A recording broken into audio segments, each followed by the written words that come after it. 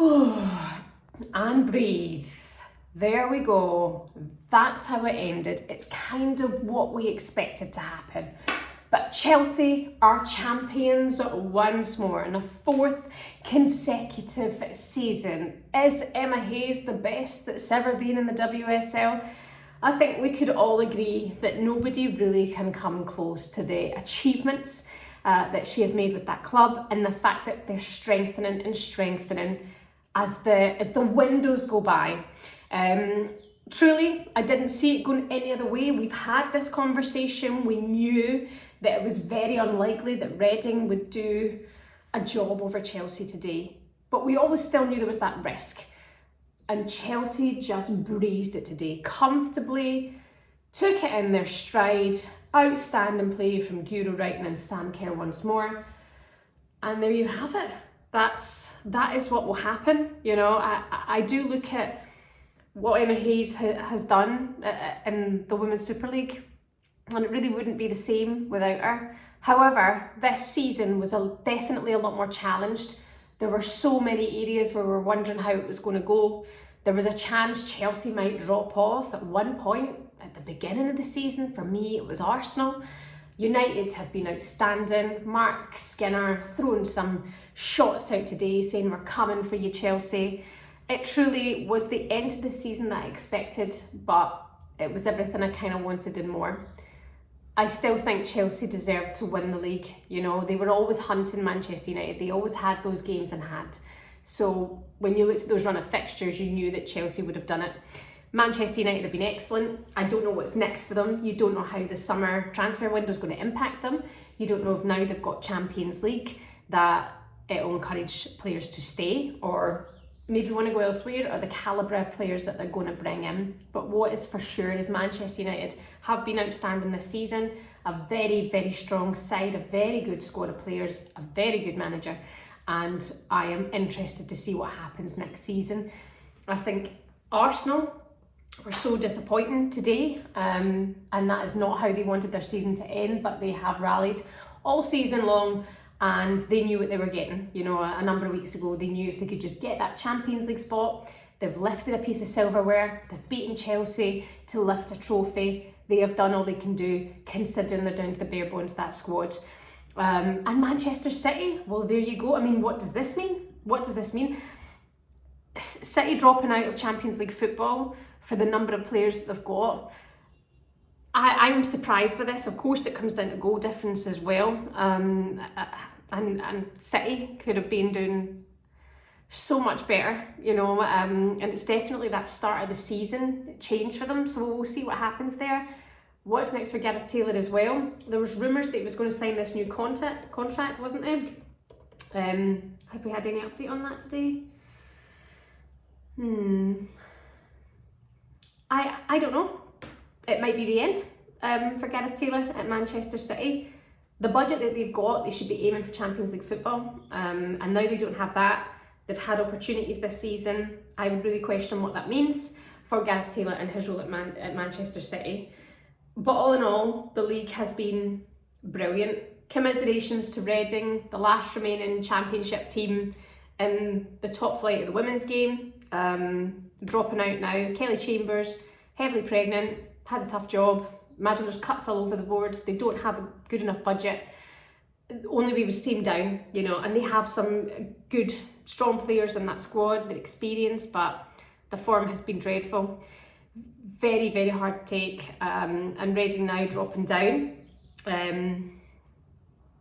It's what we foresaw coming. It's been quite a long time coming, and I think the way we are seeing teams around them starting to invest and strengthen, you know, Brighton staying up, they were lucky because at one point it looked dangerous. Leicester, credit to them for digging deep and recruiting well and making sure that they did that January transfer window right, and they've saved themselves. You know, they are up there, but we know that Leicester are improving. They're bulking it out. They're doing the right recruitment.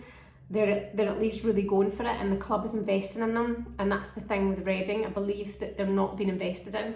And when you see all of these teams getting money and players coming in, and Reading aren't living up to that, well, it feels like it would have been doomed. So that is what's happening. But commiserations, it's a tough day when it's, you know, happiness for the top of the table and devastation for the bottom of the table. It's a real problem.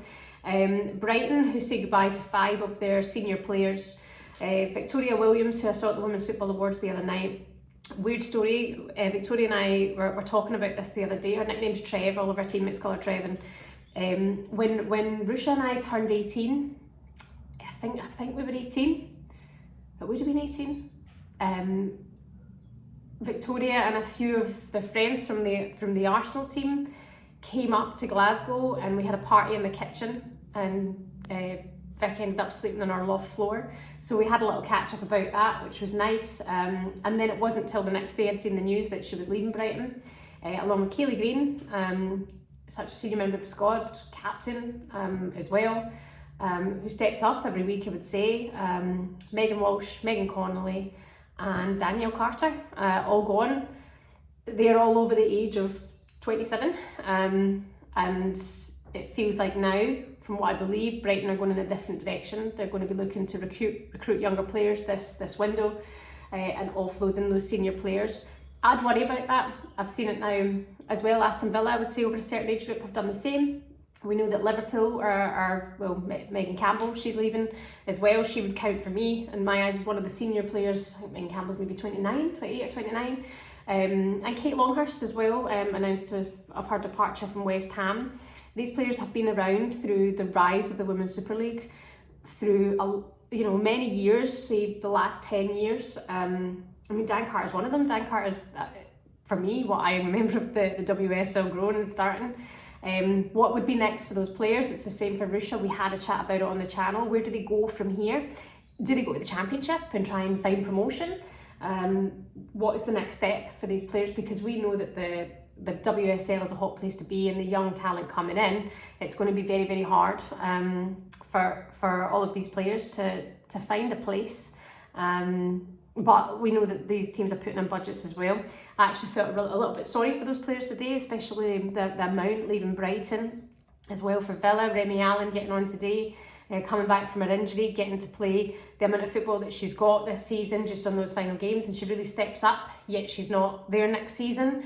There's a number of people that I would feel for, but that is football. It is ruthless, and Chelsea, and the job that Emma Hayes has done is strengthening them in all the right areas. She's winning, and she has the opportunity to bolster out her squad once more. Has she done all her business this summer? I'm not sure, maybe. We'll wait and see what happens. Arsenal, I hope they come good again next season. I hope that we see some of the injuries returning to form. And the other thing to consider as well, Alessia Russo, is she making that trip to North London? I mean, I would be certain that this is what I envision happening. We knew so much of the rumours going around at Christmas, didn't we? In the January transfer window. And even though Manchester United have got Champions League football and Alessia Russo is part of that squad, would she rather be playing for Arsenal? I don't know. I saw the Women's Football Awards the other night. I dying just to be like, hi mate, where are you going next year? What are you doing next season? Who are you playing for? But anyway, I was good. I behaved myself. But yeah, an incredible season. Big shout out to Rachel Daly, who scores goals. I think that Aston Villa side could be a force to be reckoned with next season. Again, they're going to have probably a bit more of a budget to see who else can come in.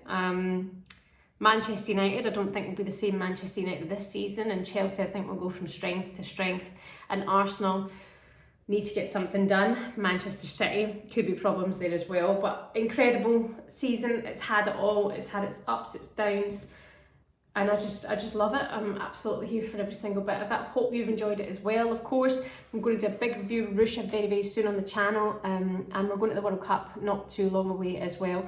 So very much so looking forward to sharing more content with you then. But you can let me know your thoughts on the season, what you thought on the final day of the season, any surprises in there. I don't think we had any surprises, but you can let me know your thoughts, and have a good one. Bye.